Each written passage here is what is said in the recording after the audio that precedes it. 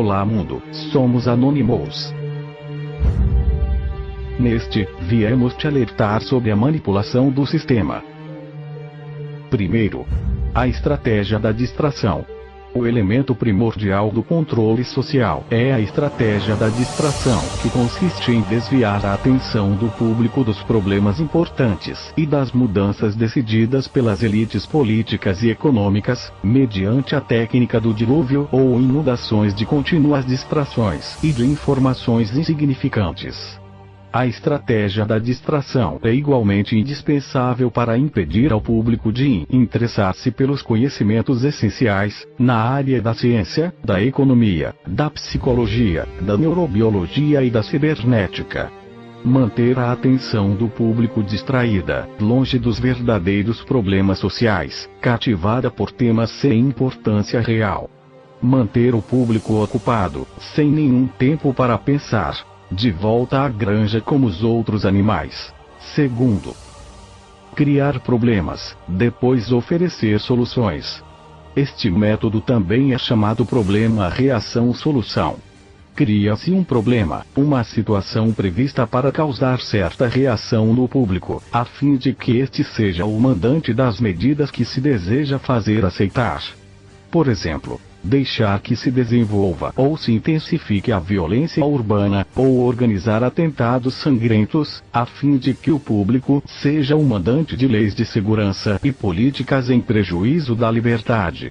Ou também, criar uma crise econômica para fazer aceitar como mal necessário o retrocesso dos direitos sociais e o desmantelamento dos serviços públicos.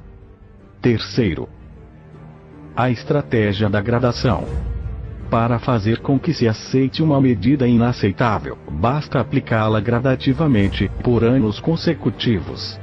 É dessa maneira que condições socioeconômicas radicalmente novas, como o neoliberalismo, foram impostas durante as décadas de 1980 e 1990. Estado mínimo, privatizações, precariedade, flexibilidade, desemprego em massa, salários que já não asseguram ingressos decentes, tantas mudanças que haveriam provocado uma revolução, se tivessem sido aplicadas de uma só vez. Quarto, a estratégia do deferido. Outra maneira de se fazer aceitar uma decisão impopular é a de apresentá-la como sendo dolorosa e necessária, obtendo a aceitação pública, no momento, para uma aplicação futura. É mais fácil aceitar um sacrifício futuro do que um sacrifício imediato.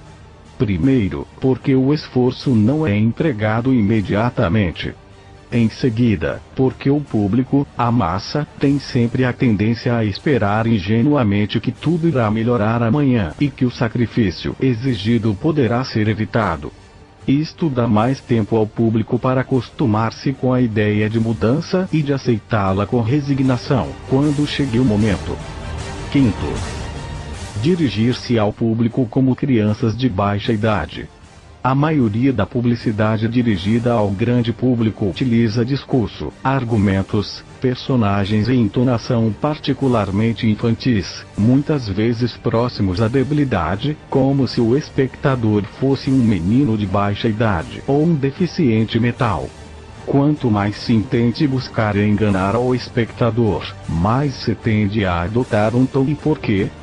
Se você se dirige a uma pessoa como se ela tivesse a idade de 12 anos ou menos, então, em razão da sugestionabilidade, ela tenderá, com certa probabilidade, a uma resposta ou reação também desprovida de um sentido crítico, como a de uma pessoa de 12 anos ou menos de idade. Sexto, utilizar o aspecto emocional muito mais do que a reflexão. Fazer uso do aspecto emocional é uma técnica clássica para causar um curto-circuito na análise racional, e por fim ao sentido crítico dos indivíduos. Além do mais, a utilização do registro emocional permite abrir a porta de acesso ao inconsciente para implantar ou enxertar ideias, desejos, medos e temores, compulsões, ou induzir comportamentos. Sétimo, manter o público na ignorância e na mediocridade. fazer com que o público seja incapaz de compreender as tecnologias e os métodos utilizados para seu controle e sua escravidão. A qualidade da educação dada às classes sociais inferiores deve ser a mais pobre e medíocre possível, de forma que a distância da ignorância que paira entre as classes inferiores às classes sociais superiores seja e permaneça impossíveis para o alcance das classes inferiores. Oitavo. Estimular o público a ser complacente na mediocridade. Promover ao público a achar que é moda o fato de ser estúpido, vulgar e inculto. Nono.